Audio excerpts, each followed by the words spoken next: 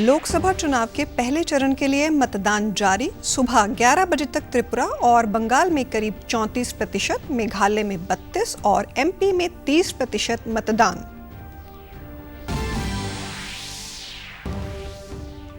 Punjab school शिक्षा board ने घोषित किया 10वीं कक्षा का परीक्षा परिणाम। पहले 3 स्थानों पर लड़कियों ने फहराया परचम। लुधियाना की अदिति ने किया टॉप। और मुख्यमंत्री नायब सिंह सैनी ने पलवल में विजय संकल्प रैली में की शिरकत। कहा, भाजपा का 400 पार का नारा होगा साकार। विपक्ष पर जमकर बोला हमला।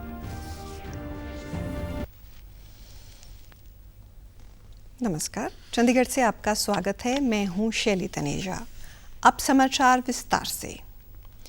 लोकसभा चुनाव के पहले चरण के लिए सुबह 7 बजे से मतदान हो रहा है। पहले चरण के चुनाव में 21 राज्यों की कुल 102 सीटों पर वोटिंग हो रही है। इस चरण में मतदाता चुनावी मैदान में उतरे 1625 प्रत्याशियों के भाग्य का फैसला करेंगे।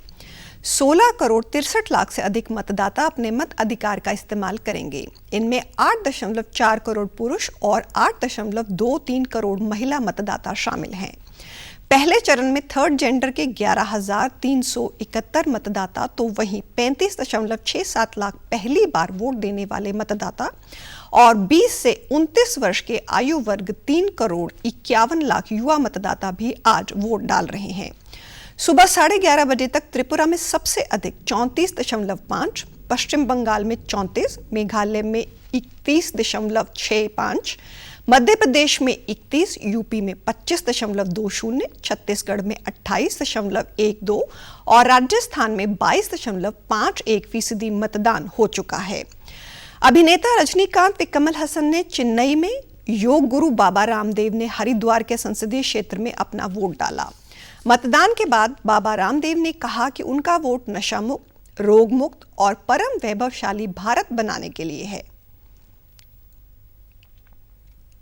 सबसे आह्वान करता हूं कि सब घरों से बाहर निकले, वोट करें। यह वोट करने का अधिकार 5 लाख से ज्यादा वीर वीरांगनाओं की शहादत और बलिदान की बदौलत हमें मिला है।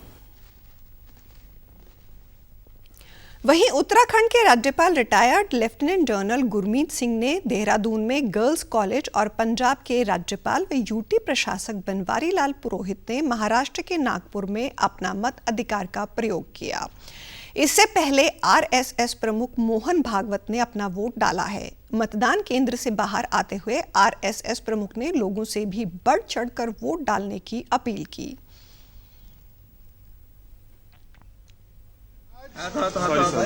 सबसे पहला व्यक्तिगत कार्य मैंने ये किया है कि मैंने मतदान किया। लोकसभा चुनाव से पहले राष्ट्रपति द्रौपदी मुर्मू ने देशवासियों से लोकतंत्र के महापर्व में उत्साहपूर्वक प्रतिभाग करने का आह्वान किया। अपने संदेश में राष्ट्रपति ने युवा शक्ति को लोकसभा चुनाव में मतदान करने के लिए प्रेरित किया है।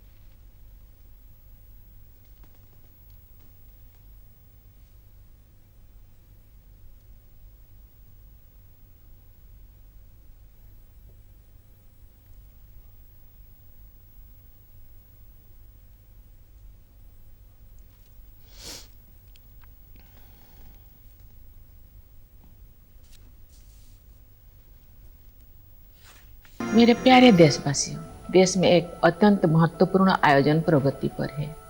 शीघ्र ही लोकसभा और 4 राज्यों की विधानसभाओं के लिए मतदान होंगे। भारत सबसे बड़ा लोकतंत्र होने के साथ साथ लोकतंत्र की जननी भी है। हमारे लिए चुनाव सबसे बड़ा त्यौहार भी है और राष्ट्र का गौरव भी। मुझे विश्वास है कि सभी मतदाता, विशेषकर पहली बार वोट डालने वाले युवा मतदाता मतदान के लिए उत्सुक होंगे। वो आपको सशक्त अनुभव कराने वाला क्षण होगा जब आप बटन दबाएंगे और हमारे देश के भावी स्वरूप का निर्धारण करने में अपना योगदान देंगे। वहीं प्रधानमंत्री नरेंद्र मोदी ने मतदान से पहले सोशल मीडिया एक्स पर कहा कि लोकतंत्र का सबसे बड़ा उत्सव आज से शुरू हो रहा है। लोकसभा चुनाव के पहले चरण के मतदान में 21 राज्यों और संघ शासित प्रदेशों की 102 सीटों के लिए वोट डाले जाएंगे। इन सभी सीटों के मतदाताओं से मेरा आग्रह है कि वे अपने मत अधिकार का प्रयोग जरूर करें और वोटिंग का नया रिकॉर्ड बनाएं। पहली बार वोट देने जा रहे अपने युवा साथियों से मेरी ये विशेष अपील है कि वो भारी संख्या में मतदान करें। लोकतंत्र में हर वोट कीमती है और हर आवाज का महत्व है। मुख्य चुनाव आयुक्त राजीव कुमार ने पहले चरण के मतदान से पूर्व एक वीडियो संदेश जारी किया है। इसमें उन्होंने भारतीय मतदाताओं से आगामी आम चुनाव 2024 में हिस्सा लेने का आग्रह किया है। राजीव कुमार ने लोकतंत्र में मतदान के महत्व पर जोर देते हुए कहा कि चुनाव भारत के लोकतंत्र की सबसे खूबसूरत अभिव्यक्ति है। जब मैं 21 साल की उम्र में पहली बार मतदान करने गया तो ये एक एहसास था, एक जिम्मेदार नागरिक के रूप में विकसित होने का एहसास। अब आपकी बारी है। कृपया मतदान केंद्र पर जरूर आएं। आपसे अनुरोध है, गुजारिश है, जरूर आएं। आपका देश, आपका भविष्य, आपका वोट। चुनाव का पर्व, देश का गर्व।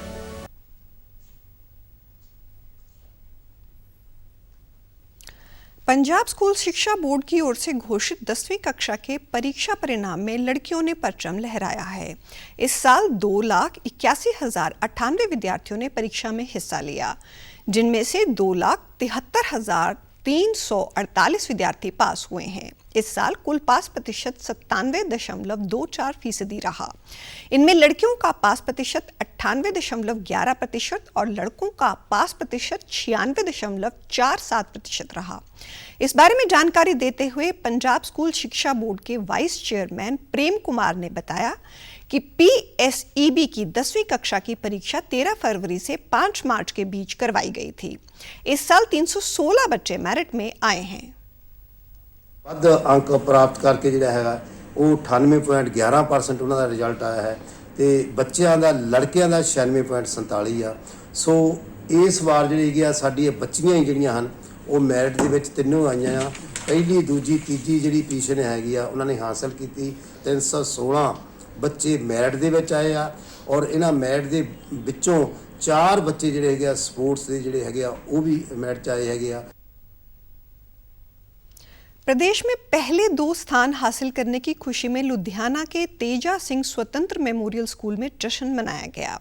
स्कूल में बच्चों ने भंगड़ा और गिद्दा डाला। स्कूल की अदिति ने 100% अंक लेकर पहला और अलीशा शर्मा ने 650 में से 645 अंक लेकर दूसरा स्थान हासिल किया।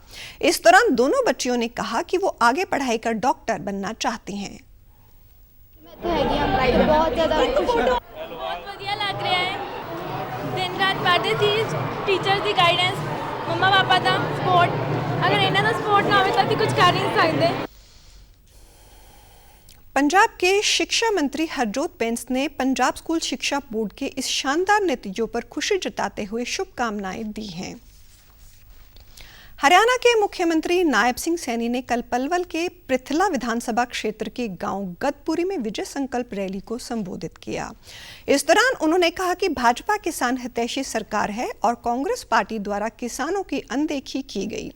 भाजपा ने सत्ता में आते ही प्रधानमंत्री फसल बीमा योजना शुरू की और कई अन्य योजनाओं के माध्यम से किसानों को मजबूत करने का कार्य किया।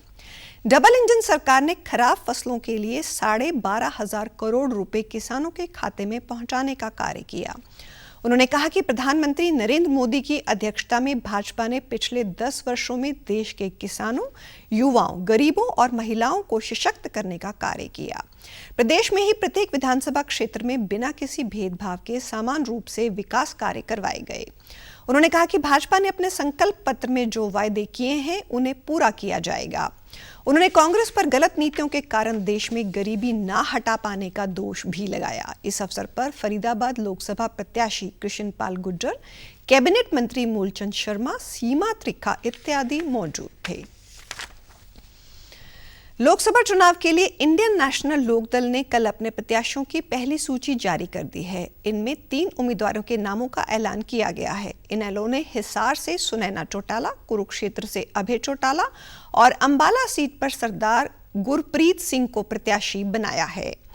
बाकी 7 सीटों पर 22 अप्रैल को प्रत्याशी घोषित होंगे। हिसार में देवीलाल परिवार से पहले ही भाजपा से रणजीत सिंह व जननायक जनता पार्टी से नैना चौटाला मैदान में हैं। वहीं सुनैना चौटाला पहली बार चुनाव लड़ रही हैं।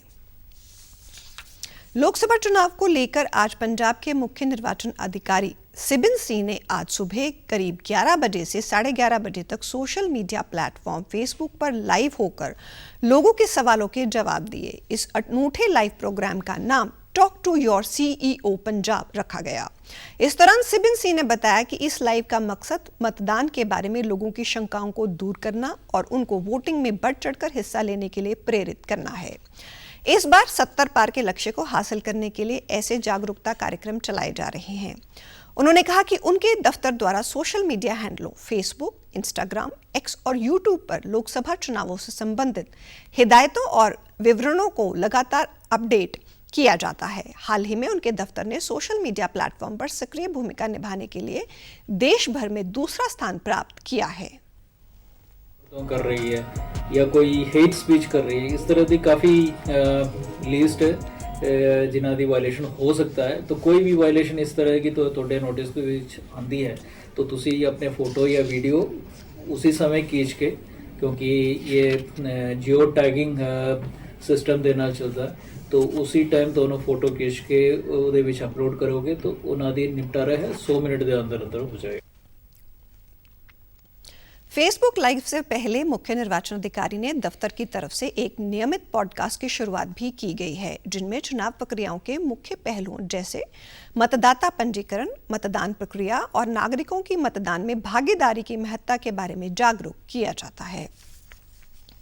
भारतीय कुश्ती महासंघ के पूर्व अध्यक्ष बृजभूषण शरण सिंह यौन उत्पीड़न मामले में आज दिल्ली के राउज एवेन्यू कोर्ट में पेश हुए। बृजभूषण ने राउज एवेन्यू कोर्ट में नई अर्जी देकर कोर्ट के मामले में आगे की जांच की मांग की है, जिस पर कोर्ट ने आदेश सुरक्षित रखा। अदालत 26 अप्रैल को याचिका पर आदेश देगी। बृजभूषण ने इस अर्जी में कहा कि जिस तारीख पर एक महिला पहलवान के WFI दिल्ली के ऑफिस में कथित छेड़छाड़ का आरोप लगाया है, उस तारीख पर वो देश से बाहर थे। बृजभूषण ने अपनी अर्जी के साथ पासपोर्ट की कॉपी दी है।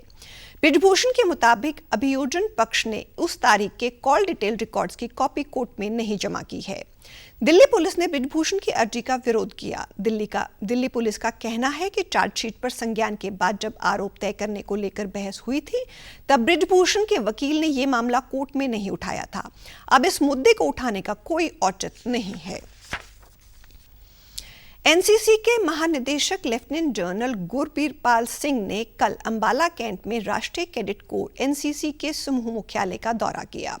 इस दौरान कैडेट्स ने सबसे पहले मुख्य अतिथि को गार्ड ऑफ ऑनर दिया। कार्यक्रम के बाद मुख्य अतिथि ने अंबाला कैंट के सभी एनसीसी कार्यों से संगठन को और अधिक बढ़ावा देने के उद्देश्य से रणनीतिक पहल, संगठनात्मक चुनौतियों और भर्ती योजनाओं पर चर्चा की। इसके अलावा उन्होंने अंबाला समूह के कमांडिंग अधिकारियों, सहयोगी एनसीसी अधिकारियों और उत्साह कैडेटों से भी मुलाकात की। और आप हमारे समाचार YouTube channel DD news Chandigarh, Facebook DD news Chandigarh, social media X DD news CHT पर भी देख सकते हैं। इसी के साथ समाचारों का सिलसिला समाप्त होता है। नमस्कार।